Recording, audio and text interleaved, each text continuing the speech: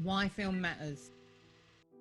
Action films, horror films, romantic comedies, science fiction, documentaries.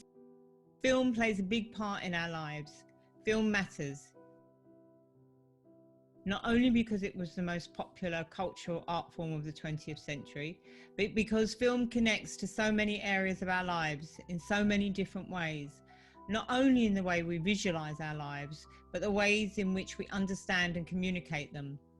One of the wonderful things about film is that it's a universal language, one that we can all understand. Our relationship with film is one that engages with our sense of who we are and who we might become. Film speaks to us of our dreams and our desires, making us think about who we are, who we don't want to be, and crucially, who we might become. It does this by communicating images and ideas that represent the real world. We learn about places we have never been to and people we have never met. So it's really important that we understand and engage with what kind of world it is that the films we watch are representing. Even though Marx and Engels never watched films, they did point out something that is as relevant today as it was when they were writing. The leading or dominant ideas in circulation in society tend to reinforce the power of the ruling class. It follows that the ideas embedded within most of the films we watch serve the interests of the rich and powerful. They might not do this overtly, rather they do it in subtle ways, which, unless we know what to watch for, we just take for granted. So, women are often represented as dependent on men. 35-year-old women are considered too old to play the partners of men in their 50s or even their 60s. White men have the most heroic positions. Middle-class people are smart, intelligent, funny, and interesting. Working-class people are lazy and not very bright. The major institutions of law and order and the police will punish the bad guys in the end.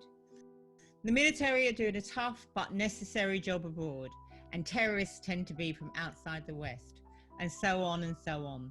We need to develop an independent and class-specific critical engagement with film in order to develop the tools necessary to identify, through a process of discussion, debate, and critical engagement, how cultural artifacts such as film reproduce and legitimize these existing structures of oppression and exploitation. It is crucially important that we are able to critically interrogate dominant images and the ideological concepts embedded in them that often go unchallenged. Most films at the moment are made by the middle classes. They have most of the jobs behind the cameras as directors, producers, editors and technicians, and in front of it as actors. So working class people very rarely get a look in. This means when working class life is represented on film, it is filtered literally through the lens of a middle class who have no experience of working class life. They've never lived on a council estate, never gone hungry, never had 3 jobs to survive, and never had to use a food bank. The viewpoints of the middle class and the way in which they think about the working class are therefore embedded in the films they make. It's difficult for working class people to get a job in the film industry. And it's not just because we can't afford to do unpaid internships or that we are not part of the privately educated Oxbridge network that employ each other. It's also because making sure we don't tell our own stories is one of the ways that those with both cultural and economic power reproduce and consolidate and hang on to that power.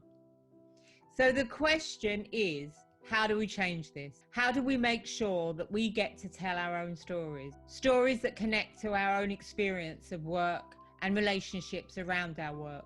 Stories which are about our culture, explore our memories, analyse and develop our politics, where we can collect all the experiences that come together and make us working class. Just think of the stories we could tell if we were given the chance. Neoliberal capitalism and austerity has led to ever-increasing hardship and deprivation for working class people. We need to organise, we need to fight, and we need to resist. And film can document these struggles and visualise our alternatives. The other question then is, how do we achieve this? And how do we go about making our own films? The answer is participation in a democratic, community-based film culture with its own screening spaces and independent forms of distribution and exhibition. Trade unions should be working to provide training for working class people, run by working class people in filmmaking, scriptwriting, acting and film criticism, so that we can create a working class film culture that is able to represent us in ways that we can recognise and engage with. We need to self-organise, and we need to make sure we don't compromise with the dominant model in order to get funding or good reviews. Filmmaking, like the struggle for a different world, is a collective endeavour. It's a way of working together to explore and analyse our struggles, our beliefs, our ideas. As a cultural practice, film is able to address the issues important to working class lives by responding to their immediate concerns, building a vision of how a very different society might begin to emerge. Working class values, attitudes and experiences are different from those of other classes. Working class people think differently, have different priorities and share experiences that separate them from the middle and upper classes. It is working class people who have the unique ability and the undeniable right to create their own narratives, tell their own stories and to represent themselves. That's why film matters, because it will allow us to do that.